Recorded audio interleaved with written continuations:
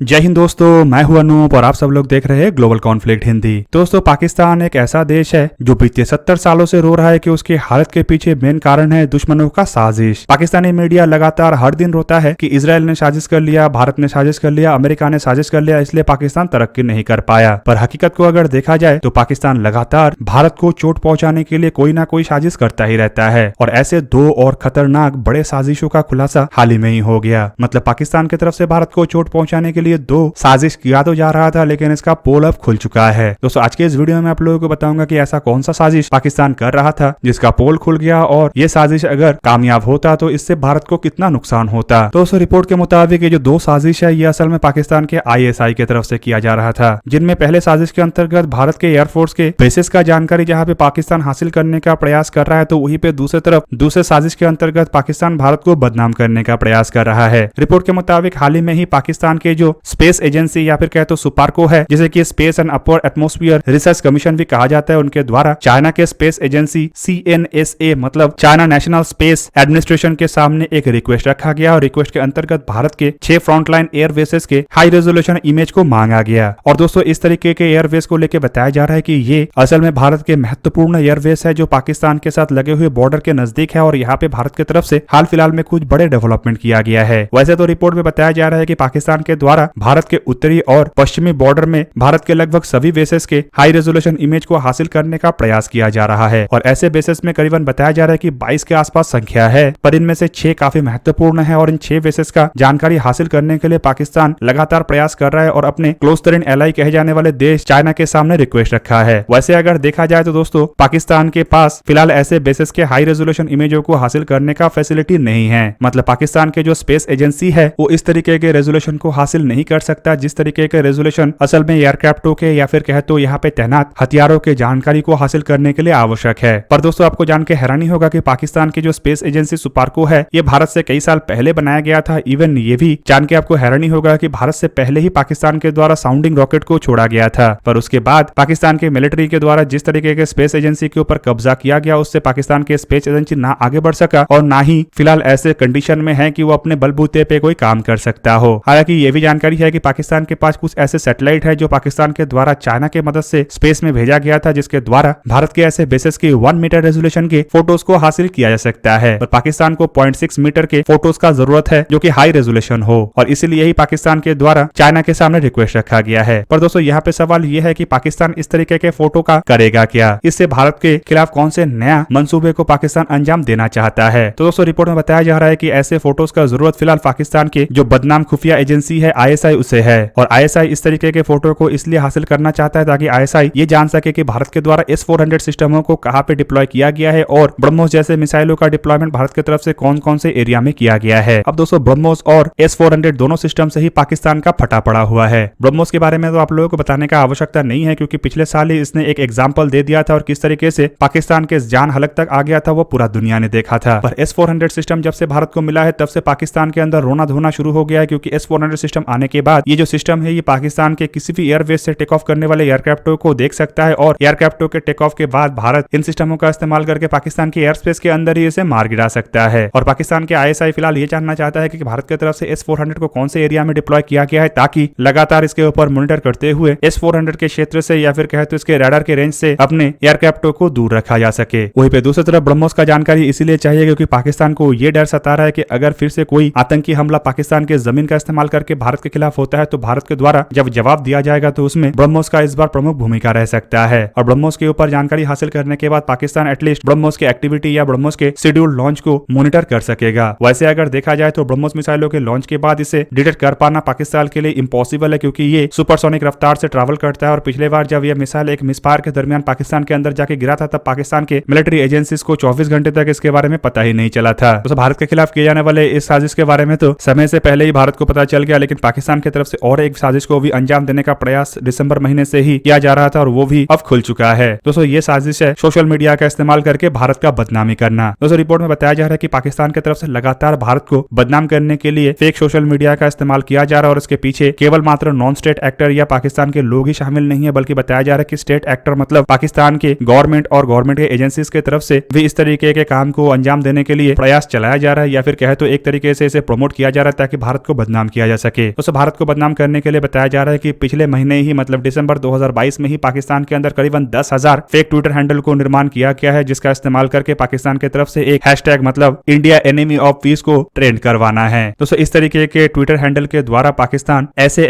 Hashtag को trend करवाना चाहता है जिससे कि भारत का बदनामी हो और भारत के छवि को बिगाड़ा जा सके। वैसे अगर देखा जाए तो पाकिस्तान की तरफ से ये कोई पहली बार ऐसा प्रयास नहीं किया जा रहा है, बल्कि पाकिस्तान इससे पहले भी लगातार ऐसे प्रयास कर चुका है जिसमें फेक ट्विटर अकाउंटों के द्वारा भारत के खिलाफ प्रोपेगेंडा को फैलाया जाता है और गलत हैशटैग को प्रमोट किया जाता है। इवन इसके अलावा पाकिस्तान की तरफ से गलत वीडियो और फोटोज को भी भारत के नाम देकर ट्रेंड करने का प्रयास किया जा चुका है। इवन इसका भी कई बार पोल खुल चुका है। दोस्तों आपको जान के हैरानी होगा कि पाकिस्तान की तरफ से ऑफिशियली यूएन के अंदर भारत के खिलाफ प्रोपेगेंडा करने का भी प्रयास किया गया और फेक नैरेटिव को आगे बढ़ाने के लिए गलत फोटो या फिर कहे तो पैलेस्टाइन के फोटो को दिखा के इसे कश्मीर के फोटो भी कहा गया था। दोस्तों पाकिस्तान के इस तरीके के फेक प्रोपेगेंडा कई बार पहले भी खुल चुका है, लेकिन इस बार पाकिस्तान के ये जो फेक प्रोपेगेंडा है इसके पीछे कई तरीके के साजिश था, जिनमें से सबसे पहला साजिश तो भारत को बदनाम करने को लेके है, क्योंकि इस साल भारत G20 के नेतृत्व कर रहा है। दोस्तों यहाँ पे आप लोगों को जान के रखना चाहिए कि भारत का कद जितना बढ़ रहा है उतना ही पाकिस्तान के अंदर तिलमिलाहट है और पाकिस्तान हर दिन इसे लेके अपना छाती पीटता रहता है, क्योंकि जहाँ पे पाकिस्तान दिन ब दिन नीचे तरफ जा रहा है और पूरा दुनिया के सामने बेइज्जत होने के साथ साथ कंगाल होते जा रहा है, तो वहीं पे भारत दिन ब दिन ऊपर की तरफ जा रहा है और केवल मात्र तरक्की के ही सीढ़ी चढ़ रहा है। ऐसे में साल 2023 में भारत में अगर G20 के समिट को आयोजित किया जा रहा है और उससे पहले अगर भारत को ऐसे सोशल मीडिया के फेक अकाउंट और फेक हैशटैग के द्वारा बदनाम किया जा सकता है, तो ये पाकिस्तान के लिए फायदेजनक होगा और एक तरीके से देखा जाए तो इससे पाकिस्तान प्रोपेगेंडा को और बढ़ा सकेगा। दूसरी तरफ दोस्तों इस तरीके के प्रोपेगेंडा के पीछे सबसे बड़ा कारण है भारत के अंदर कम्युनल हार्मनी को बिगाड़ना। मतलब भारत में जो शांतिपूर्ण तरीके से अलग अलग समुदाय के लोग रहते हैं उनके बीच में फूट डालना और उनके बीच के इस तरीके के दरार का इस्तेमाल करके भारत के अंदर अफरा तफरी फैलाना। दोस्तों इससे पहले भी पाकिस्तान के द्वारा ट्विटर हैंडलों का इस्तेमाल करके कई बार भारत के अलग अलग समुदाय के लोगों को बदनाम करने का प्रयास किया गया। इवन इस तरीके से प्रयास किया गया कि लोगों को ये लगे कि भारत के एक समुदाय दूसरे समुदाय के खिलाफ जहर उगल रहा है। इवन दोस्तों भारत के क्रिकेटरों के विरुद्ध भी पाकिस्तान की तरफ से ऐसे ही हैशटैगों को प्रमोट किया गया और इस तरीके से दर्शाया गया कि ये भारत के अंदर ही चल रहा है। इवन दोस्तों भारत के अंदर जब भी कोई छोटे मोटे घटना घटता है तो उसे भयंकर रूप देने के लिए पाकिस्तान की तरफ से उस दरमियान अलग अलग टाइप के गलत वीडियो या फिर कहे तो झूठे वीडियो को सोशल मीडिया के द्वारा प्रमोट किया जाता है और इस तरीके से दर्शाया जाता है कि भारत में कोई छोटा मोटा घटना नहीं बल्कि भयंकर बड़ा घटना घटा है और उसके खिलाफ लोगों को सड़क में आना चाहिए। अब दोस्तों साल 2023 पाकिस्तान के लिए और भी चिंता का साल बना हुआ है, क्योंकि G20 के जो मीटिंग आयोजित किया जाना है उनमें से कई सारे मीटिंग इस बार भारत की तरफ से लद्दाख और जम्मू कश्मीर के यूनियन टेरिटरी में भी आयोजित किया जाना है। और दोस्तों इससे पाकिस्तान के छाती के ऊपर जहाँ पे सांप लौट रहा है तो वहीं पे पाकिस्तान इसे सहन भी नहीं कर पा रहा है। इससे पहले कोई बड़े घटना को अंजाम देने के लिए पाकिस्तान की तरफ से फेक नैरेटिव और फेक प्रोपेगेंडा का इस्तेमाल किया जा रहा है और उस प्रोपेगेंडा का खुलासा होने के साथ साथ एक तरीके से देखा जाए तो इंटेलिजेंस एजेंसीज की तरफ से ऐसे प्रोपेगेंडा फैलाने वाले अकाउंट्स के ऊपर भी नजर रखा जा सकेगा। और दूसरी तरफ आपके जानकारी के लिए बता दूं कि बीते कुछ सालों में भारत की तरफ से पाकिस्तान के ऐसे कई सारे फेक प्रोफाइलों को ब्लॉक किया जा चुका है। इवन कई सारे ऐसे अकाउंटों को भारत के अंदर ब्लॉक किया जा चुका है जो भारत के अंदर केवल मात्र गलत नैरेटिव को फैलाने के लिए इस्तेमाल हो रहा था। तो दोस्तों ये था आज का वीडियो। अगर आपको वीडियो अच्छा लगा तो लाइक कीजिए और मेरे चैनल को सब्सक्राइब कीजिए और साथ में बना हुआ बेल आइकन को भी प्रेस कर दीजिए ताकि आप मेरा वीडियो देख पाए सबसे पहले। जय हिंद।